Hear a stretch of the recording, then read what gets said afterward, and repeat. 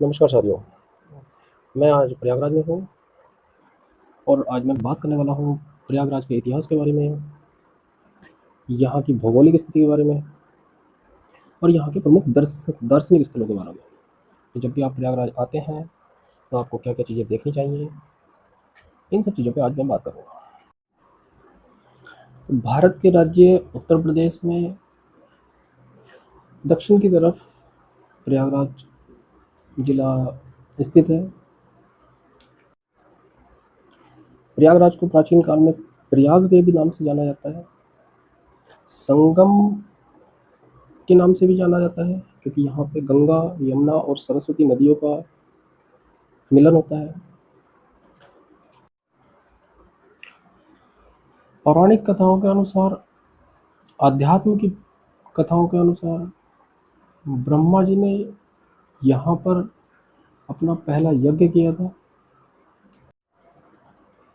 जिस कारण से प्रयागराज को तीर्थराज प्रयागराज के नाम से भी जाना जाता है। प्राचीन काल से ही यह शहर ज्ञान और संस्कृति की का केंद्र रहा है।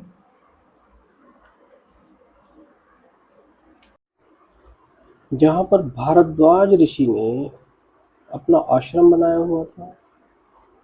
उस आश्रम में श्री रामचंद्र जी, सीता माता और लक्ष्मण जी के साथ जब अपने वनवास गमन पर थे तो उन्होंने उस आश्रम में शिक्षा ली थी और इसके बाद वो आगे के अपने कर्तव्य पथ पर निकले थे।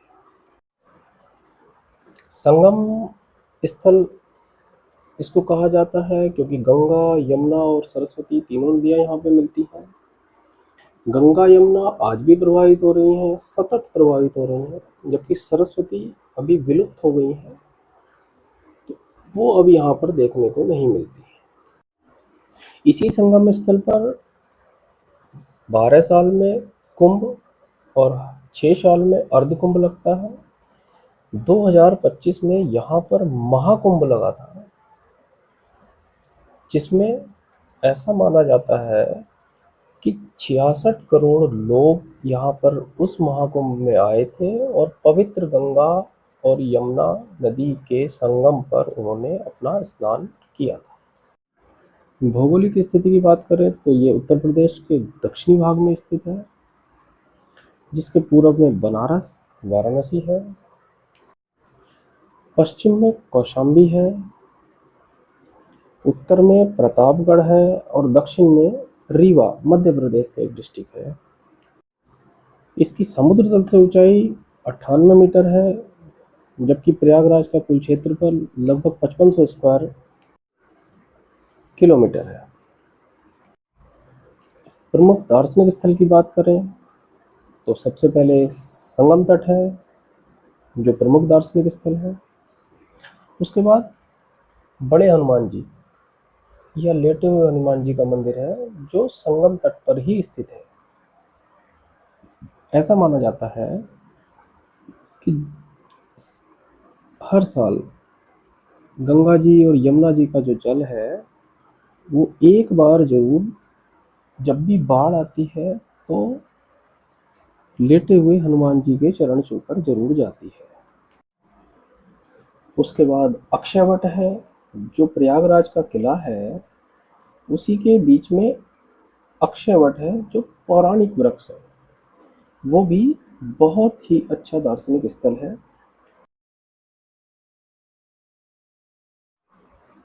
मनकामेश्वर मंदिर है, जो कि यमुना जी के तट पर स्थित है। शिव जी का बहुत ही प्राचीन मंदिर है, बहुत ही अद्भुत है, देखना चाहिए। अलोपी देवी का शक्तिपीठ है, जहाँ पर देवी के किसी रूप की पूजा नहीं होती है और वहाँ एक झूले की पूजा होती है। इसके बाद चंद्रशेखर आज़ाद पार्क है, यहाँ पे अद्भुत पार्क है, जहाँ पे अंग्रेजों से लड़ते हुए चंद्रशेखर आज़ाद जी ने अपनी प्राणों की आहुति दी थी। स्वतंत्रता संग्राम के लिए जब वो लड़ रहे थे तो उस समय अंग्रेजों ने उन्हें यहीं पे घेर लिया था। पकड़े तो वो नहीं गए थे, तो उन्होंने खुद को गोली मार ली थी और अपने प्राणों का बलिदान दे दिया था। इसके बाद संग्रहालय है यहाँ पे, जो स्वतंत्रता संग्राम से लेकर अभी तक की चीज़ों को संजोए हुए है।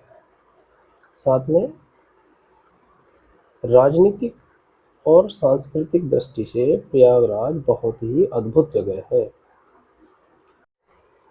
प्रयागराज में कुंभ के अलावा माघ मेला भी लगता है, जो कि प्रत्येक वर्ष यहाँ पे लगता है, और जनवरी और फरवरी के बीच ये माघ मेला लगता है। बहुत ही अद्भुत और मनोरम मेला है।